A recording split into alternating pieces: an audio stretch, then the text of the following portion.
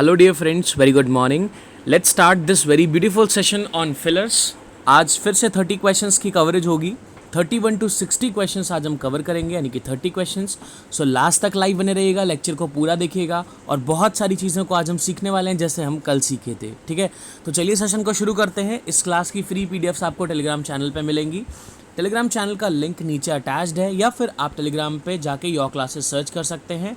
वहाँ से आपको योर क्लासेस के इस वाले लोगों को फॉलो करना है और सारी पीडीएफ्स को फ्री ऑफ कॉस्ट डाउनलोड कर सकते हैं आप वहाँ से। ठीक है, डिजीबुक्स के regarding information, you can use एग्जाम10 code and avail 10% digital discount on DigiBooks. ठीक है, डिजीबुक्स पे एडिशनल 10% डिस्काउंट ले सकते हैं। बहुत रिलेवेंट क्वेश्चंस होते हैं एग्जाम के पॉइंट ऑफ व्यू से भी, तो आप उनसे जाके प्रैक्टिस ज़रूर एक बार ट्राई करिए। आपको लेटेस्ट पैटर्न पे क्वेश्चंस मिलेंगे और हर क्वेश्चन के वीडियो सॉल्यूशंस आपको वहाँ पे अवेलेबल होते हैं। ठीक है, तो एक ट्राई डिजीबुक्स को ज़रूर दीजिएगा। चलिए देखते हैं आज के कौन से क्वेश्चंस हैं और इनको शुरू करते हैं फटाफट। आप मेरे को आंसर्स करते चलिएगा और आंसर्स करने के बाद में अगर सही होगा तो बहुत अच्छी बात है। अगर कुछ प्रॉब्लम्स होती हैं तो वो प्रॉब्लम्स मैं आपको कमेंट्स में ही सॉर्ट आउट करके दे देता हूँ। ठीक है, चलिए देखते हैं फर्स्ट क्वेश्चन आज का। There were 2 small rooms in the beach house. ठीक है, 2 स्मॉल रूम्स की बात हो रही है यहाँ पे। Dash served as the kitchen, the smaller of which, third कह रहा है the smaller of them, smallest of that. अभी यहाँ पे डेडिकेटेडली बोल रहा है कि ये जो दिए हुए हैं उनमें से ही जो सबसे स्मॉल है दोनों में से, उनको हमने क्या किया है, किचन की तरह यूज़ किया है। तो क्या लेंगे, option number 3, the smaller of them served as kitchen. ठीक है, प्लूरल है यहाँ पे इसलिए हम देम यूज़ कर रहे हैं। द स्मॉलर ऑफ विच हम यहाँ पे प्रेफर नहीं कर रहे हैं। स्मॉलेस्ट तो हो ही नहीं सकता है। ठीक है, दो चीज़ों की जब बात होती है तो हम कंपैरेटिव डिग्री यूज़ करते हैं, इसलिए ऑप्शन नंबर 3 हो जाएगा सही आंसर। ठीक है, अगला देखिए। Madhu has not been able to recall where dash. अब देखो ये वाला सेंटेंस किस में दिया है, इनडायरेक्ट स्पीच में दिया है। ठीक है, अभी इनडायरेक्ट स्पीच में हम क्या करते हैं, हम क्वेश्चन को असर्टिव सेंटेंस में बदल देते हैं। ठीक, अभी अगर हम यहाँ पे बात करें, Madhu has not been able to recall where, अभी वेयर हो गया एक क्वेश्चन वाला वर्ड। अब इसके बाद में अगर हमने एक इंटरोगेटिव फॉर्मेशन कर दी तो ये क्वेश्चन बन जाएगा। अगर हमने वर्ड्स को चेंज कर दिया तो ये इंटरोगेटिव से असर्टिव में चेंज हो जाएगा। तो काम करते हैं, हम क्या करते हैं, वेयर डज शी लिव करेंगे तो ये इंटरोगेटिव बनाएगा, इसलिए ये नहीं लेते हैं। थर्ड करते हैं, डिड शी लिव, अभी यहाँ पे ये इंटरोगेटिव बनाने लगेगा, इसलिए ये भी नहीं आएगा। वेयर लिव द गर्ल, ये गलत हो गया है ना, वेयर लिव द गर्ल की बात नहीं आएगी, वेयर शी लिव्ड यहाँ पे यूज़ होगा। ठीक है, क्योंकि गर्ल यहाँ पे इंट्रोड्यूस हो रही है, ऐसा कुछ भी नहीं बोला गया है। तो आंसर लेंगे option number 2, where she lived. ठीक है, चलिए आगे बढ़ती है फटाफट। You dash mad if you think I am going to show my answer sheet. अब देखो यहाँ पे लिखा है are supposed to be, must be, will be या फिर ought to be. Ought to be rules regulations follow करने की बात होती है, इसलिए ऑट टू बी नहीं हो पाएगा। यू विल बी मैड, तुम पागल हो जाओगे अगर तुमको ये लगता है कि मैं तुम्हें अपनी आंसर शीट दिखाऊंगी, इस बात ने सेंस नहीं बनाया, विल बी यहाँ से बाहर हो जाएगा। यू आर सपोज टू, मतलब मैं ऐसा एक्सपेक्ट कर रहा हूँ कि आप ऐसा करेंगे, तो ये भी यहाँ पे सेंस नहीं दे पाएगा। ये कहना क्या चाह रहा है, तुम पागल हो अगर तुम ये सोचते हो कि मैं तुम्हें अपनी आंसर शीट दिखाऊंगा। तो must be will be the correct answer, option number 2 will be the correct option. ठीक है, 34 देखिए। If I hadn't come along at that moment, Rahim dash the one arrested instead of the real thief. अभी यहाँ पे conditional sentence की बात हुई है। हम कंडीशनल सेंटेंसेस ऑलरेडी पढ़ चुके हैं, जो हमने 50 गोल्डन रूल्स वाली क्लास की थी उसमें एक दिन हमने कंडीशनल सेंटेंसेस पढ़ा है। अगर आपने नहीं देखा है तो वो वीडियो ज़रूर देखिएगा इस क्लास के ख़त्म होने के बाद। इसमें ये वाली कंडीशनल सेंटेंस कौन से पार्ट में आती है, थर्ड वाले टाइप की कंडीशनल सेंटेंस होती है। ठीक है, इसमें क्या होता है, पास्ट में कुछ और अगर हुआ होता उसकी वजह से प्रेजेंट का इफेक्ट कुछ और होता, ऐसी बात वहाँ पे होती है।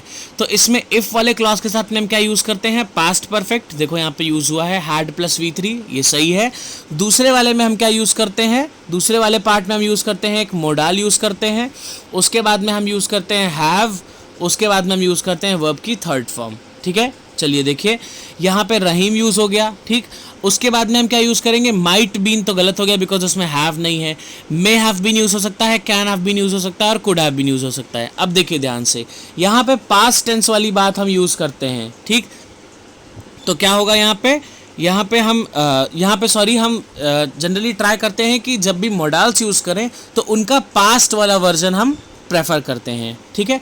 तो यहाँ पे मे और कैन जो है ये प्रेजेंट वाली चीज़ को दिखाते हैं। मे दिखाता है पॉसिबिलिटी प्रेजेंट में और कैन दिखाता है एबिलिटी प्रेजेंट में, ठीक है। तो कैन का जो पास्ट वर्जन होता है वो होता है कुड, तो हम यहाँ पे कुड वाले ऑप्शन को प्रेफर करेंगे, कुड हैव बीन। तो Rahim could have been the one arrested instead. Option number क्या हो जाएगा यहाँ पे? ऑप्शन नंबर 4 हो जाएगा सही आंसर, ठीक है। चलिए आगे बढ़ते हैं फटाफट से। 35 wheat is not native to India and barley, अब देखो यहाँ पे डैश में दिया है isn't either, is neither and isn't neither। अब इस क्वेश्चन में आपको हो सकती है बहुत बुरी कंफ्यूजन, लेकिन आपको कंफ्यूजन एकदम ना हो इसके लिए एक रूल बता देता हूँ, याद रखिएगा हमेशा। जब भी सेंटेंस में ऑलरेडी नेगेटिव चीज़ बात हुई होती है, याद रखिए, जब भी सेंटेंस में ऑलरेडी नेगेटिव चीज़ की बात हो चुकी है, यानी कि सेंटेंस ऑलरेडी नेगेटिव में दिया हुआ है, तो आप क्या करते हैं, आप पहली बात तो यूज़ करेंगे ईदर, ठीक है। जब सेंटेंस ऑलरेडी नेगेटिव दिया है तो आप क्या यूज़ करेंगे? ईदर। ये चीज़ तो कंफर्म हो गई, ठीक। अब यहाँ पे नेगेटिव ही बता रहा है और फिर बता रहा है बार्ले भी नहीं है, तो बार्ले नहीं होने के लिए हम ईदर तो यूज़ करेंगे नहीं, हमको क्या यूज़ करना पड़ेगा? ईदर का नेगेटिव फॉर्म। और नीदर हम यूज़ नहीं कर सकते हैं, तो हम क्या यूज़ करेंगे? इज़ नॉट ईदर, ठीक है। तो यहाँ पे होगा ऑप्शन नंबर फर्स्ट। याद रखिएगा इस चीज़ को, जब सेंटेंस ऑलरेडी नेगेटिव होगा तो आप ईदर ही प्रेफर करेंगे, उसके साथ में फिर ट्राई करेंगे कि ईदर को हम नेगेटिव बना दें। तो देखिए यहाँ पे इज ईदर तो हो ही नहीं पाएगा बिकॉज नेगेटिव नहीं बन रहा है, इज नीदर गलत है, इजंट नीदर गलत है, इजंट नीदर तो बिल्कुल हो ही नहीं सकता, ठीक है। तो आंसर क्या हो जाएगा? Option number first. इस रूल को याद रखिएगा। 36 देखिए, इट विल रेन सून, बहुत आसान क्वेश्चन है। क्वेश्चन टैग हम ऑलरेडी बहुत बार कर चुके हैं, आपको पता है इसमें 2 पार्ट्स होते हैं, एक कॉमा के लेफ्ट साइड, एक कॉमा के राइट साइड। दोनों में से कोई एक पार्ट नेगेटिव होता है और इस चीज़ को हम हमेशा फॉलो भी करते हैं। तो देखिए यहाँ पे पहला वाला पार्ट पॉजिटिव है, तो इधर वाला क्या होना चाहिए? नेगेटिव होना चाहिए। हेल्पिंग वर्ब जो राइट साइड में लगती है वो कैसी होती है? सेम उसी तरह की होती है जैसी लेफ्ट साइड में लगी होती है। तो यहाँ पे लिखा है इट विल रेन सून, तो इधर क्या आएगा? पहली चीज़ तो विल आ जाएगी, ठीक है। दूसरी चीज़ यहाँ पे एक नेगेटिव वर्ड आएगा, उसके साथ नेगेटिव वर्ड क्या होगा? नॉट, ठीक है। अब उसके बाद यहाँ पे इट लगा है, मतलब इस सिंगुलर के लिए बात हो रही है, तो यहाँ पे नॉन लिविंग थिंग के लिए बात हो रही है, तो यहाँ पे इट लगेगा, तो विल नॉट इट। ये क्या है? ऑप्शन पहला वाला ऑप्शन सही है, ठीक है। ऑप्शन नंबर 1 हो जाएगा इसका आंसर।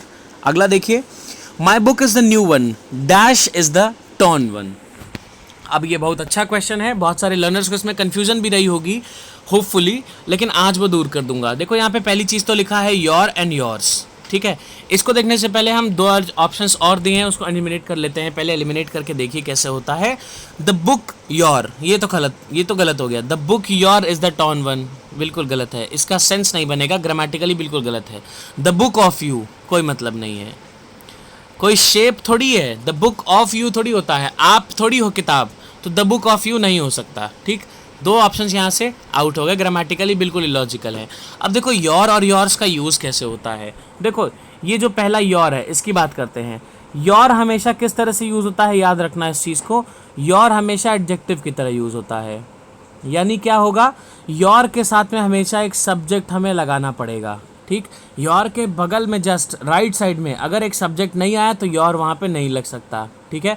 अब देखो यहाँ पे इज़ लगा हुआ है, तो ये सब्जेक्ट है नहीं है, तो वर्ब है, तो यहाँ पे योर नहीं लग सकता। यहाँ पे क्या लगाना पड़ेगा? योर्स, क्योंकि योर्स क्या होता है? प्रोनाउन होता है, ठीक है। प्रोनाउन के बाद में हम वर्ब लगा सकते हैं नॉर्मली, ठीक है। तो योर्स यहाँ पे फिट बैठ जाएगा, yours is the torn one. इस चीज़ को याद रखिएगा। योर क्या होता है? एडजेक्टिव का काम करता है हमेशा, एंड योर्स क्या करता है? प्रोनाउन का काम करता है। ऑल्दो इन दोनों को हम प्रोनाउंस में पढ़ते हैं, पर योर काम करता है एडजेक्टिव का और योर्स काम करता है प्रोनाउन का, ठीक है। चलिए, दे नीड नॉट वरी, फिर से क्वेश्चन टैग आ गया है। अब इधर क्या होगा? देखो यहाँ पे नेगेटिव है तो इधर क्या होगा? पॉजिटिव होगा। इधर नीड लगा है तो इधर भी क्या होगा? नीड होगा, ठीक है। तो यहाँ पे क्या लगाएंगे? दे नीड नॉट वरी, इधर क्या हो जाएगा? नीड और साथ में दे हो जाएगा, तो नीड दे। ऑप्शन नंबर 4 हो जाएगा सही आंसर। अगला देखो 39, he is indifferent dash praise and blame, ठीक है। इनडिफरेंट का मतलब क्या होता है?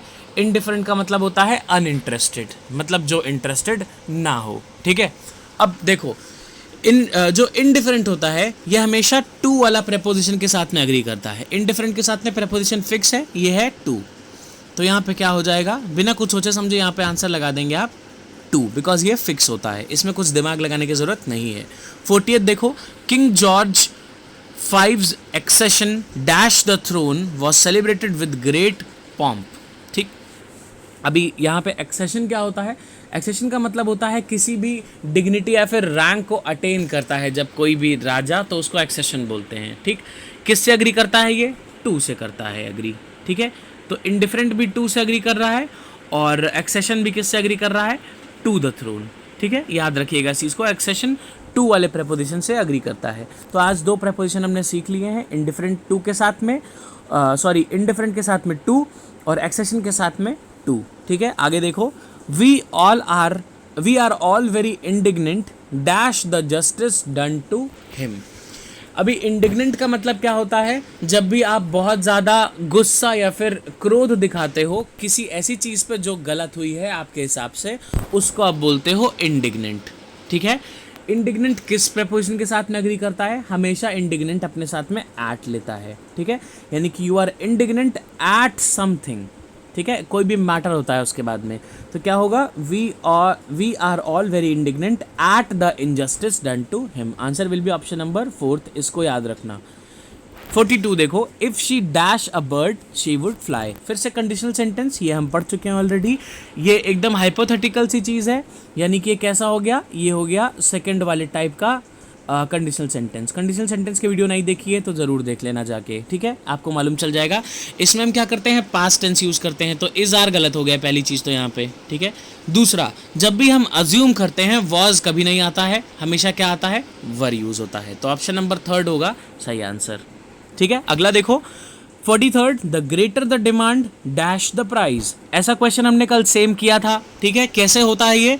इसमें क्या करते हैं? The plus comparative comma the plus comparative. ठीक, तो क्या होगा? The greater the demand comma the higher the price, option number 3 हो जाएगा।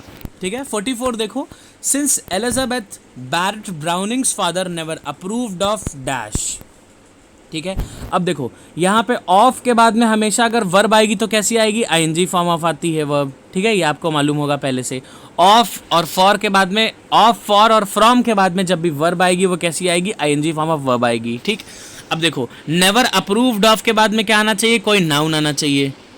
ठीक है, नेवर अप्रूव्ड ऑफ, अरे कोई चीज़ तो होगी ना जिसको अप्रूव नहीं किया होगा उन्होंने, तो नाउन या फिर सब्जेक्ट कोई आना चाहिए यहाँ पे। ठीक है, अब never approved of dash Robert Browning the couple eloped to Italy where they lived and wrote. अब देखो, एलिजाबेथ बैरेट और यहाँ पे रॉबर्ट ब्राउनिंग दिया है, मतलब ये मेल फीमेल होंगे या फिर कपल होंगे दोनों, तो यहाँ पे दोनों लोग की बात हो गई है, कपल है ये, यहाँ पे लिखा भी है।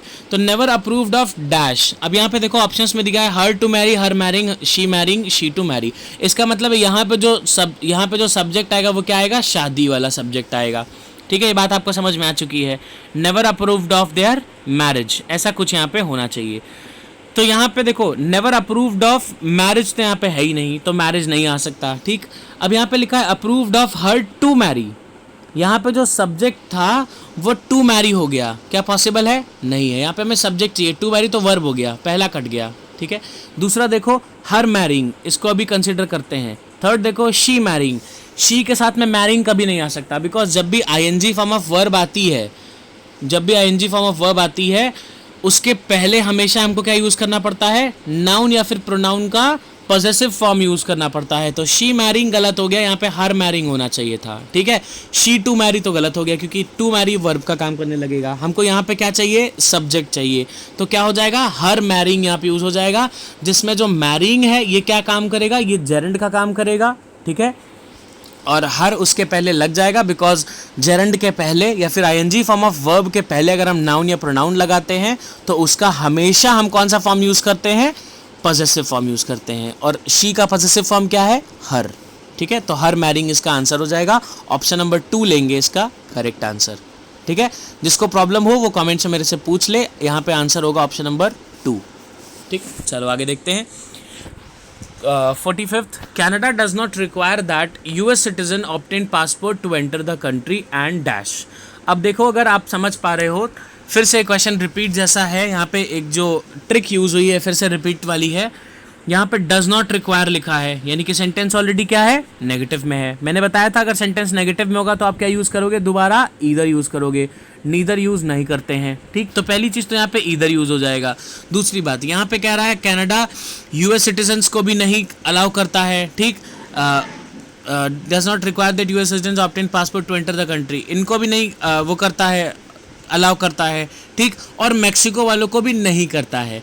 तो आप नहीं के लिए ईदर ही लगाओगे। ठीक, और ईदर को आपको नेगेटिव बनाना है, लेकिन आप नीदर नहीं लगा सकते हो। तो पहले तो नीदर वाले ऑप्शन हम काट देते हैं, पहला कट गया, फिर आता है थर्ड कट गया, फिर देखो सेकंड और फोर्थ बचता है। अब हमको ईदर के साथ में नेगेटिव भी चाहिए, तो क्या लगाएंगे, मैक्सिको डजंट ईदर।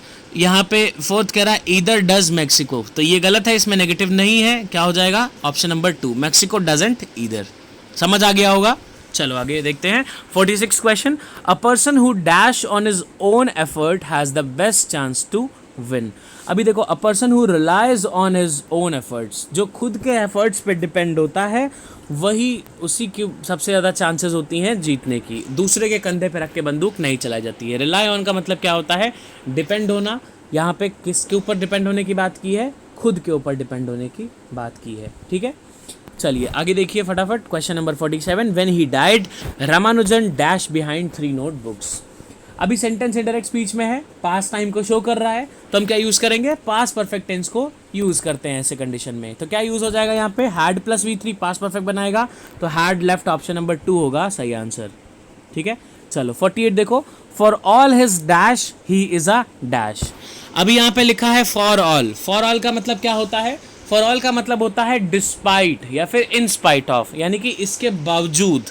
ठीक है, तो जब भी ऐसी बात होगी, मतलब इसके बावजूद, जैसे यहाँ पे लिखा है डैश के बावजूद वो ऐसा है। जैसे मैंने बोला कि इंटेलिजेंट होने के बाद भी वो आंसर नहीं करता है, यानी कि इंटेलिजेंट और बुद्धू दोनों चीज़ें, या फिर इंटेलिजेंट और बहुत ज़्यादा इंट्रोवर्ट दोनों चीज़ें हो गई, यानी कि दोनों चीज़ें जो ये हैं, दोनों ऑप्शन से ये ऑपोजिट होने चाहिए। ये चीज़ हमको यहाँ से कंक्लूड करने को मिल गई है।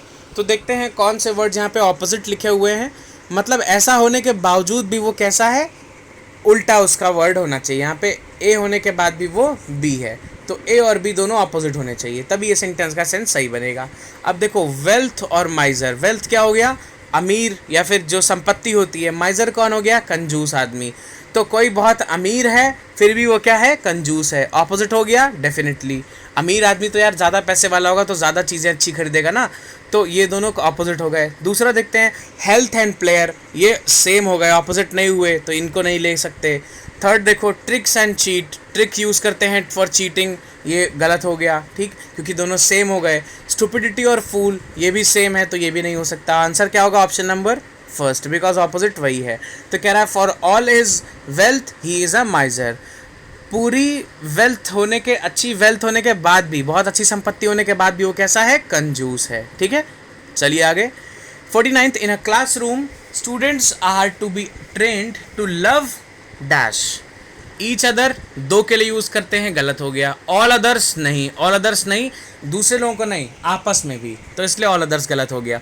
ऑल टुगेदर नहीं होता है, वन अदर यूज़ करते हैं जब बहुत सारे लोगों की बात होती है। सबको एक साथ नहीं, लेकिन सबसे प्रेम से रहना चाहिए। ऑप्शन नंबर 3 होगा सही आंसर। 50th देखो, mister Obi put his whole life dash the work.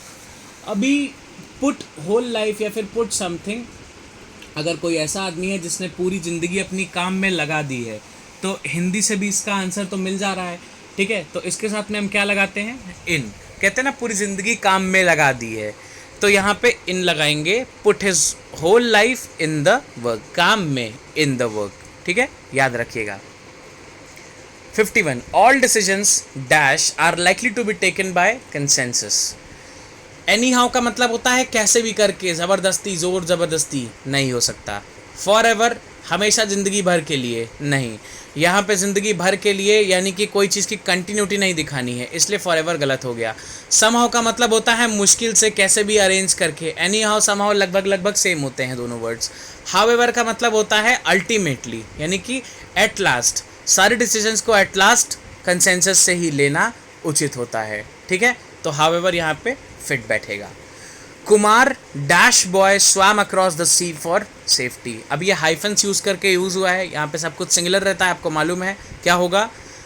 A 17-year-old boy swam across the sea for safety. यहाँ पे द 17-year-old नहीं यूज़ होगा। क्यों ऐसा हो रहा है? क्योंकि कोई ऐसा बॉय नहीं यहाँ पे स्पेशली इंडिकेटेड नहीं है। कुमार एक नॉर्मल सा लड़का है, इसलिए यहाँ पे आ यूज़ हमने किया है। द हम बहुत एक्सेप्शनल केसेस में यूज़ करते हैं, इसलिए इसका आंसर क्या होगा? ऑप्शन नंबर 2, अ 17-year-old बॉय। ठीक है, ऑप्शन नंबर 2 होगा इसका आंसर। 53rd कह रहा है she is beautiful dash brave, but brave. ऐसा तो है नहीं कि ब्यूटीफुल लोग ब्रेव नहीं हो सकते, तो बट नहीं होगा क्योंकि कॉन्ट्रास्ट दिखाता है। एंड हो सकता है, she is beautiful and brave, सुंदर भी है और बुद्धिमान, सुंदर भी है और बहादुर भी है। हो सकता है ऐसा, बहुत सुंदर लड़कियां होती हैं जो बुद्धिमान, जो बहादुर होती हैं। She is beautiful yet brave, अरे ऐसा थोड़ी है कि ब्यूटीफुल और ब्रेव एक साथ नहीं हो सकते, तो येट नहीं हो पाएगा। She is beautiful so brave, सुंदर है इसलिए ब्रेव है, ऐसा थोड़ी है। सुंदर नहीं लोग होते हैं जो, वो भी ब्रेव होते हैं। तो आंसर क्या होगा? ऑप्शन नंबर 2, ये दो चीज़ों को जोड़ने का काम करेगा, she is beautiful and brave. ठीक है। 54, Gandhi ji will dash in history as one of the greatest man that ever lived. अब यहाँ पे बहुत सारे फ्रेजेस दिए हैं, go by, go on, go down, go through. चलो एक एक करके सबका मतलब समझ लेते हैं। गो थ्रू तो बहुत ईजी है। गो थ्रू का मतलब होता है किसी चीज़ को प्रॉपरली एक बार किसी चीज़ पे सरसरी निगाह से देख लेना, है ना। मतलब जैसे हम बोलते हैं स्किमिंग, जिसको बोलते हैं इंग्लिश में, तो गो थ्रू का मतलब स्किमिंग होता है। ठीक है, किसी चीज़ को स्किम कर देना, जो चीज़ आपको पहले से पता हो। अगर कोई चीज़ आपको पहले से नहीं पता है तो गो थ्रू का मतलब है उस चीज़ को प्रॉपरली पढ़ लेना। ठीक, बाकी फ्रेजेस देखो। सबसे पहला दिया है गो बाय। अब देखो गो बाय का मतलब क्या होता है? गो बाय का मतलब होता है जब टाइम पास हो जाए, किसी चीज़ से गाइडेड होना, है ना। जैसे मेरा ओपिनियन क्या है, उस चीज़ से गाइडेड होना, इसको बोलते हैं गो बाय। तो यहाँ पे Gandhi ji will go by in history as one of the greatest man that ever lived. इस यहाँ पे जो हमें मतलब चाहिए वो कैसा चाहिए? इसका मतलब है गांधी जी हिस्ट्री में याद किए जाएंगे, या फिर बहुत ज़्यादा टाइम तक उनका रिकॉर्ड रहेगा और वो हमेशा लोगों के द्वारा पढ़े जाएंगे और रिकॉल किए जाएंगे। ठीक है, तो यहाँ पे गो बाय का सेंस नहीं बन पाया। ठीक, अब देखो गो ऑन का मतलब क्या होता है? गो ऑन का मतलब होता है कोई भी चीज़ जो बहुत लंबे समय तक चले बिना चेंज किए हुए। ठीक है, या फिर कोई ऐसी चीज़ या कोई ऐसी बात जो बहुत लंबे समय तक बोली जाए बिना पॉज लिए, उसको भी गो ऑन बोलते हैं। तो यहाँ पे ये चीज़ भी फिट नहीं हो रही है। गो डाउन का मतलब क्या होता है?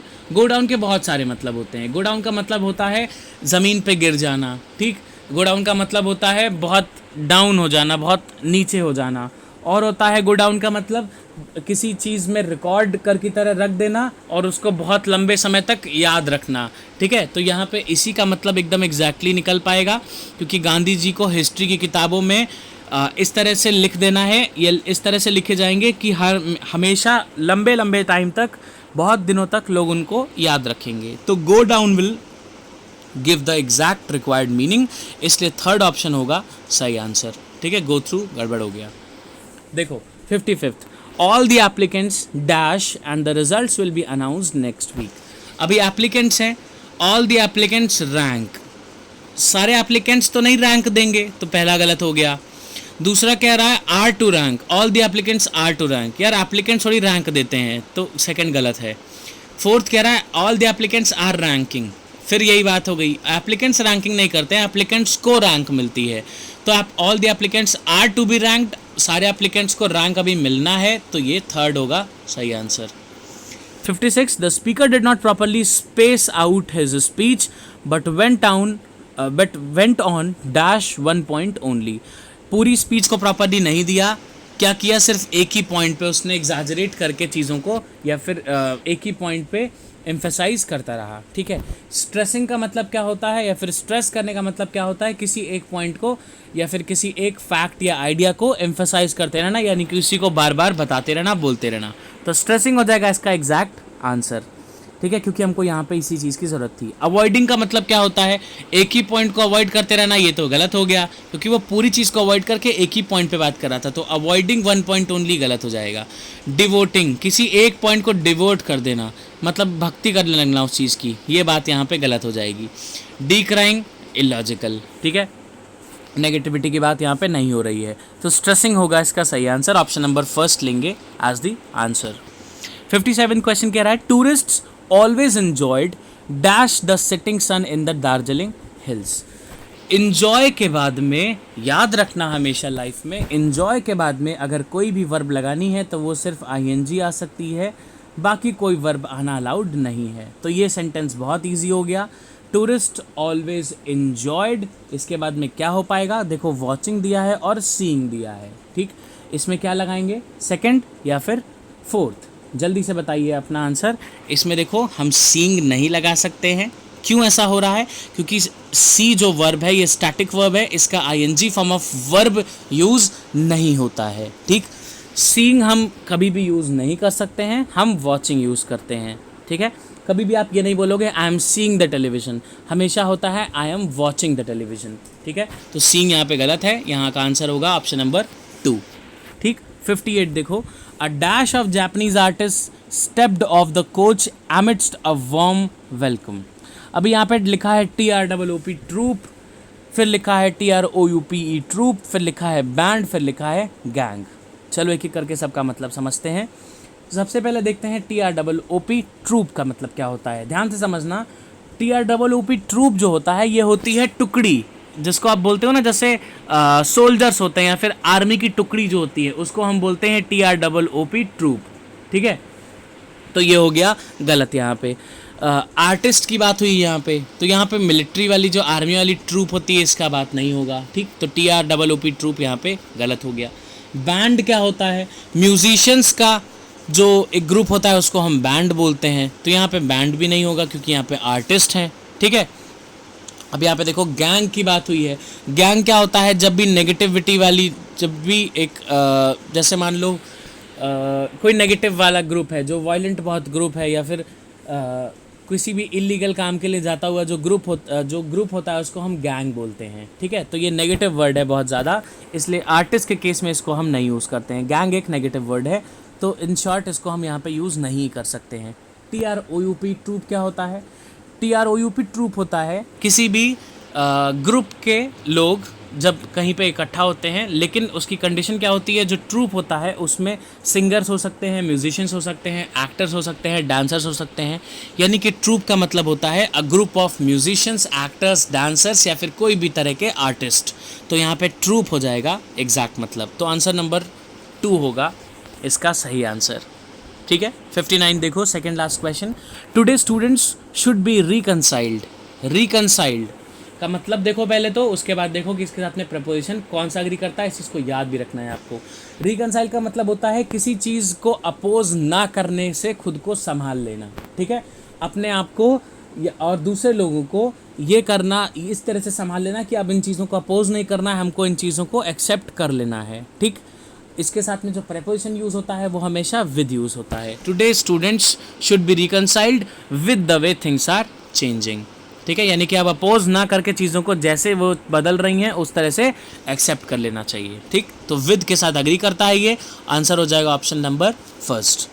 60th देखो, last, Ramappa dash as the mayor of the town and he will assume charges this Friday. मतलब ये मेयर की तरह इन्होंने इलेक्ट हो चुके हैं शायद, और अज्यूम करेंगे चार्जेस वो फ्राइडे से, ठीक है। अब यहाँ पे देखो लिखा है रमप्पा इलेक्ट्स। इलेक्ट्स का मतलब हमेशा हो जाते हैं, नहीं हो पाएगा, ठीक। इलेक्टेड हो सकता है, Ramappa is elected as the mayor of the town, is electing as the mayor of the town. Is electing तो नहीं हो पाएगा क्योंकि यहाँ पे अज्यूम दिस फ्राइडे, यहाँ पे पूरी चीज़ें हो चुकी हैं, तो इलेक्ट हो रहे हैं नहीं, इलेक्ट हो चुके हैं तभी वो अज्यूम कर रहे हैं, ठीक। तो कन्फर्मेशन हो जाती है। Ramappa is elected as the mayor of the town, फिर दूसरा दिया है Ramappa elected as the mayor of the town. तो इसमें क्या हो सकता है, Ramappa elected as the mayor of the town ये गलत है, Ramappa is elected as the mayor of the town ये हो सकता था। इलेक्टेड तब होता जब यहाँ पे कॉमा गिवन हो पाया, Ramappa elected as the mayor of the town, तो ये गलत है। ऑप्शन नंबर 3 होगा इसका सही answer, is elected as the mayor of the town.